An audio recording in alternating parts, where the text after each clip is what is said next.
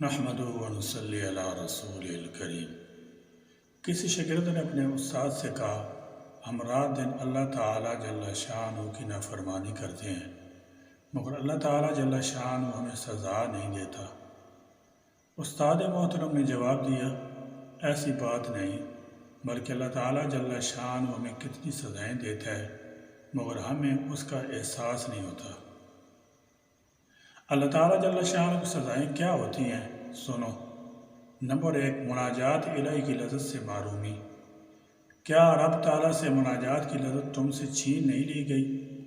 Number 2، قساوت قلبی۔ اس سے بڑی کیا سزا ہو سکتی ہے کہ انسان کا دل سخت ہو جائے؟ نمبر 3، نیکیوں کی توفیق نہ ملنا۔ ایک بڑی سزا یہ بھی ہے کہ تمہیں نیکیوں کی توفیق بہت کم ملے۔ نمبر 4، تلاوت قرآن سے غفلت۔ کیا ایسا نہیں ہوتا کہ دن کے دن گزر جاتے ہیں مگر تلاوت قرآن کی توفیق نہیں ملتی، بلکہ بسا اوقات قرآن کی یہ آیت سنتے ہیں جس میں اللہ تعالیٰ جل شانہ نے فرمایا کہ اور یہ قرآن پہاڑ پر نازل ہوتا تو اللہ تعالیٰ جل شانہ کے خوف سے ریزہ ریزہ ہو جاتا۔ ہم یہ آیت سنتے ہیں مگر ہمارے دلوں پر کوئی اثر نہیں ہوتا۔ نمبر 5، تہجد سے محرومی۔ لمبی لمبی راتیں گزر جاتی ہیں مگر کبھی تہجد کی توفیق نہیں ملتی۔ نمبر 6، نیکیوں کے موسم بہار کی ناقدری۔ نیکیوں کے موسم بہار آتے ہیں اور گزر جاتے ہیں، جیسے رمضان کے روزے، شوال کے روزے اور ذی الحجہ کے مبارک ایام وغیرہ، مگر ان موسموں میں کو عبادت کرنے کی توفیق نہیں ملتی۔ اس سے بڑی سزا اور کیا ہو سکتی ہے؟ نمبر 7، عبادت کو بوجھ محسوس کرنا۔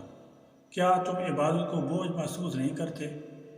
نمبر 8، ذکر الہی سے لاپرواہی۔ کیا اللہ تعالیٰ جل شانہ کے ذکر سے تمہاری زبان خاموش نہیں رہتی؟ نمبر 9، نفسانی خواہشات کے سامنے شکست۔ کیا نفسانی خواہشات سامنے خود کو کمزور نہیں محسوس کرتے؟ نمبر 10، دنیا کی محبت۔ کیا تم مال و دولت اور منصب و شہرت کی بے جا حرص و لالچ میں مبتلا نہیں ہو؟ اس سے بڑی سزا اور کیا ہو سکتی ہے؟ نمبر 11، کبیرہ گناہوں کو معمولی سمجھنا۔ کیا ایسا نہیں ہے کہ تم بڑے بڑے گناہوں کو معمولی اور حقیر سمجھتے ہو، جیسے جھوٹ، غیبت، چغلی وغیرہ؟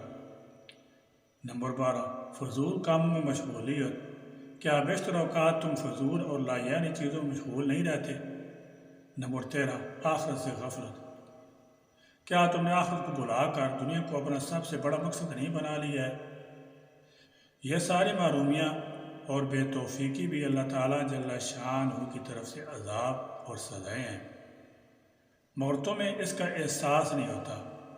یاد رکھو، اللہ تعالیٰ جل شانہ کا یہ بہت معمولی عذاب ہے جسے ہم اپنے مال و اولاد اور صحت میں محسوس کرتے ہیں، اور حقیقی عذاب اور سب سے خطرناک سزا وہ ہے جو دل کو ملتی ہے۔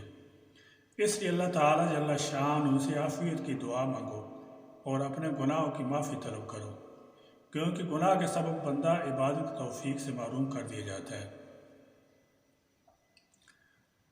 اللہم اعنی علی ذکرک و شکرک و حسن عبادتک۔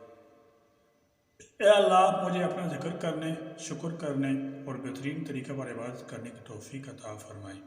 آمین یا رب العالمین۔ وآخر دعوانا الحمد